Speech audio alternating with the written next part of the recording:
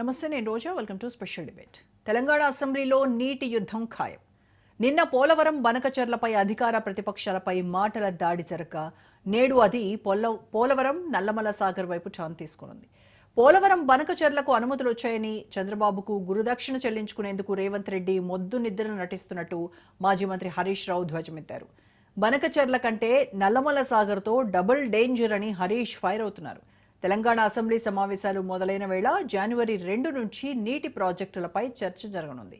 ఈ నేపథ్యంలో హరీష్ పేల్చిన బాంబు తీవ్రత భవిష్యత్ రాజకీయాల్లో మామూలుగా ఉండదని విశ్లేషకులు అంటున్నారు. ఈసారి అసెంబ్లీలో రేవంత్, కేసీఆర్ పేర్లు మాత్రమే కాకుండా ఏపీ సీఎం చంద్రబాబు, ప్రధానమంత్రి నరేంద్ర మోడీ పేర్లను అధికార ప్రతిపక్షాల విమర్శలు గుప్పించుకునేందుకు ఉపయోగించుకునే ఛాన్స్ ఉంది. మరోవైపు తెలంగాణ అసెంబ్లీ సమావేశాలకు అటెండ్ అయిన మాజీ సీఎం కేసీఆర్ సంతకం పెట్టి వెళ్లిపోవడంపై పొలిటికల్ గా మిక్స్డ్ టాక్ వస్తోంది.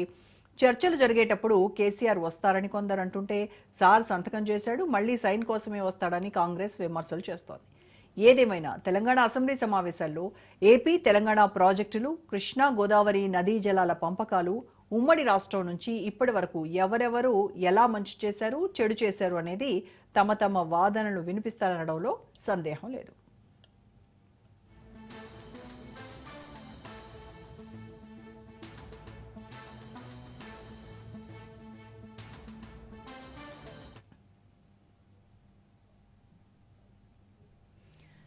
తెలంగాణ అసెంబ్లీ సమావేశాల చర్చల్లో కేసీఆర్ పాల్గొంటారా? CM Revanth versus KCR direct water war నడుస్తుందా? సభలో పవర్ పాయింట్ ప్రజెంటేషన్ మాత్రమే ఉంటుందా? ప్రతిపక్ష పార్టీ పవర్ పాయింట్ ప్రజెంటేషన్ కూడా ఉంటుందా? అసెంబ్లీ ఎన్ని రోజులు నిర్వహించాలనేది బీఏసీ ఎందుకు డిసైడ్ చేయలేకపోయింది? 3 రోజులు గడిచిన తర్వాత అది కూడా కేసీఆర్ వచ్చేది రాంది తెలుసుకుని సభ ఎన్ని రోజులు నడపాలనేది ప్రభుత్వ వ్యూహమా? లేదంటే ప్రతిపక్షాల విమర్శలకు సమాధానం ఇవ్వకుండా బుల్డోజ్ చేస్తూ బిల్లులు, ఆర్డినెన్సులను ఆమోదించుకుని సభకు నమస్కారం అంటారా? సాగునీటి ప్రాజెక్టులతో పాటు హిల్ట్ పాలసీపై సైతం చర్చకు ప్రతిపక్షం పట్టుబట్టే అవకాశం ఉంది. లక్షల కోట్ల భూమి కుంభకోణం అని ప్రతిపక్షం విమర్శలు గుప్పిస్తోంది. పంచాయతీ పోరులో పైచేయి సాధించామని చెబుతున్న కాంగ్రెస్ పార్టీ పరిషత్ పోరుకు సిద్ధమవుతుందని అంతా భావించారు.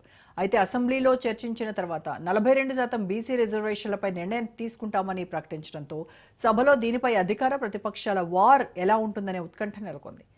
మున్సిపల్ ఎన్నికలకు ప్రిపేర్ అవుతున్న ప్రభుత్వం, ఎన్నికల సంఘం ఓటర్ లిస్టుల తయారీలో నిమగ్నమైంది.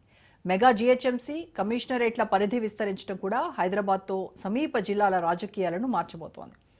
మొత్తానికి అన్ని అంశాలు ఒక ఎత్తు, నీటి వాటాల కొట్లాట మరో ఎత్తులా సభ నడిచే ఛాన్స్ ఉంది. కేసీఆర్ సభలో మాట్లాడితే ఒకలా, ఆయన రాకుంటే మరోలా రాజకీయాలు వేడెక్కే అవకాశం ఉంది.